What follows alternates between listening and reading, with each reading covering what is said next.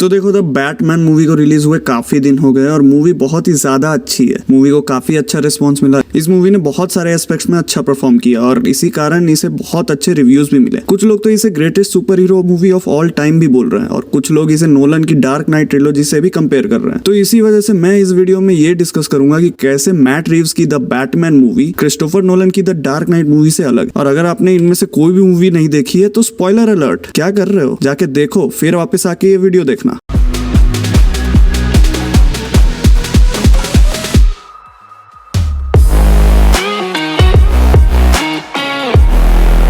देखो, सबसे पहले मैं कुछ बातें क्लियर करना चाहता हूँ। पहला, इस वीडियो में मैं सिर्फ द बैटमैन मूवी को द डार्क नाइट मूवी से कंपेयर कर रहा हूँ, ना कि पूरी डार्क नाइट ट्रिलॉजी से, क्योंकि मुझे ऐसा पर्सनली लगा कि ये वाली the Batman movie the dark knight से ज्यादा रिलेटेबल है compare to other movies of the trilogy. दूसरा, मैं इस वीडियो में ये नहीं बताऊंगा कि कौन सी मूवी इन दोनों में से ज्यादा अच्छी है। मैं सिर्फ इन दोनों के बीच के डिफरेंसेस को बताऊंगा कि क्या अलग है इन दोनों में। बाकी आपके ऊपर है, आपको कौन सी ज्यादा अच्छी लगी। मेरे को तो दोनों ही अच्छी लगी। तीसरा और सबसे इंपॉर्टेंट पॉइंट, ये सारा कुछ मेरे विचार है इन दोनों मूवीज के ऊपर। अगर आपको कुछ अलग लगता है तो आपके लिए कमेंट सेक्शन खुला है। तो ऑल सेट, आइए बात करते हैं इन दोनों मूवीज के बारे में। तो सबसे पहला डिफरेंस जो मुझे दिखा इन दोनों मूवीज में वो था खुद बैटमैन का character. The dark night movie में बैटमैन जो हमें दिखाया गया है वो एक हीरो है, कमजोरों को बचाता है, पुलिस की मदद करता है, गुंडों को पीटता है, बट विद अ कैच कि उसने एक कसम खा रखी है कि वो किसी को जान से नहीं मारेगा। और जोकर के हिसाब से यही उसकी सबसे बड़ी लिमिटेशन बन जाती है। और इस सीन को कैसे भूल सकते हैं जहाँ जोकर इसी को बैटमैन के खिलाफ यूज करता है। कुल मिला के देखे तो डार्क नाइट वाला बैटमैन एक भला मानुस है जो अपनी ताकत का सही इस्तेमाल करता है। लेकिन सेम चीज हम लोग रॉबर्ट पैटिंसन के बैटमैन के लिए शायद नहीं कह पाएंगे। इस बैटमैन का काम करने का तरीका बिल्कुल ही ब्रूटल है। ये भी किसी गुंडे की जान नहीं लेगा, लेकिन उसको मार मार के अधमरा जरूर कर देगा। इसी कारण कोई भी बदमाश की अंधेरे में जाने में पैंट गीली हो जाती है कि वहां कहीं बैटमैन ना हो। बैटमैन खुद मूवी में बोलता है कि I am not in the shadows, I am the shadows. और जो बैट सिंबल रहता है वो असल में पीस का सिंबल नहीं बल्कि खौफ का सिंबल है, जो हर गलत काम करने वाले के अंदर में डर पैदा कर दे।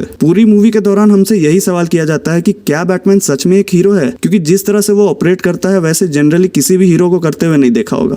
और कुछ डिफरेंसेस हैं, जैसे कि डार्क नाइट में बैटमैन ज्यादा टाइम एज ब्रूस वेन रहता है। उसका main character as Bruce Wayne है, जो कि एक फेमस लैविश रईस ज्यादा है और ज्यादा टेंशन नहीं लेता कि आसपास की दुनिया में क्या हो रहा है। लेकिन रात में वही ब्रूस बैटमैन बन जाता है और आम लोगों की हिफाजत के लिए बदमाशों का सफाया करता है। वहीं द बैटमैन मूवी में ब्रूस वेन का पूरा फोकस सिर्फ बैटमैन बनने में रहता है। उसे ब्रूस वेन रहने में कोई इंटरेस्ट नहीं है, जो कि दिखाता भी है। जब वो उजाले में आता है तो उसकी आंखें चुनिया जाती है, जिससे पता चलता है कि वो कितने समय से अंधेरे में रह रहा है और बैटमैन बना हुआ है। वो जब एस ब्रूस वेन बाहर निकलता भी है तो ऐसा नहीं लगता कि वो पैसे उड़ा रहा है या अय्याशी कर रहा है। उसे सिर्फ अपने काम से मतलब है, जो कि गॉथम में क्राइम को खत्म करना। ये तो बात हुई ब्रूस वेन की, बट साथ ही में दोनों मूवीज के विलन्स भी बहुत सिमिलर से लगेंगे, पर इनमें भी काफी डिफरेंसेस है। डार्क नाइट का विलन जोकर बहुत ही ज्यादा कनिंग है, या बोले तो शाना है। वो अपने आप को एक रॉक स्टार समझता है जो लोगों को उनका असली चेहरा दिखाना चाहता है। वो ये बताना चाहता है कि दुनिया में कोई भी अच्छा नहीं होता, सब सिर्फ अच्छे होने का ढोंग करते हैं, और यही ढोंग वो खत्म करने के लिए विभिन्न तरीकों का इस्तेमाल करता है। वहीं द बैटमैन मूवी का विलन रिडलर अपने आप को बैटमैन का फॉलोअर मानता है। वो बताता है कि उसमें और बैटमैन में कुछ भी अलग नहीं है। वो भी चोरी छिपे काम करता है, करप्ट लोगों को मारता है और मास्क के पीछे छिपा रहता है। फिर उसको विलेन और बैटमैन को हीरो क्यों माना जाता है?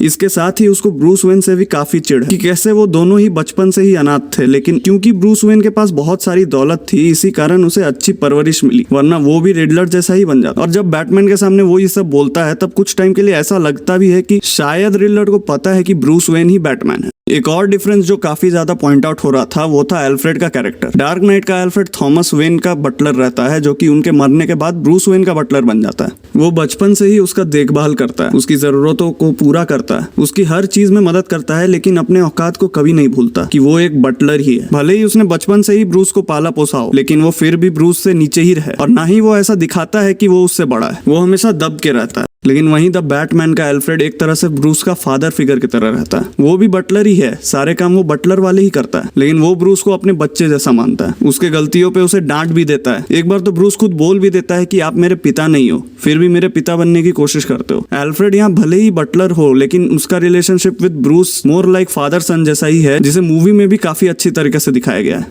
तो ये थे इन दोनों मूवीज के बीच के कुछ डिफरेंसेस जो मैंने नोटिस किए। जो लोग लड़ रहे हैं कि द डार्क नाइट ज्यादा अच्छी है या द बैटमैन ज्यादा अच्छी है, तो मेरे हिसाब से दोनों ही अच्छी है अपने अपने रेस्पेक्ट में। इन दोनों मूवीज में कुछ सिमिलैरिटीज भी हैं, जैसे कि बैटमैन और विलेन के बीच का इंटरोगेशन सीन काफी सिमिलर है, और इनके विलेन्स जिस तरह से वीडियो टेप बनाते हैं वो भी बहुत हद तक एक जैसा ही लगा। बट ओवरऑल दोनों मूवीज ही बहुत अच्छी है और दोनों ही ऑल टाइम ग्रेट मूवीज है, इसलिए दोनों को एंजॉय करो। और अगर मेरे वीडियोस भी एंजॉय करते हो तो चैनल और सब्सक्राइब करो। मिलते हैं अगले वीडियो में।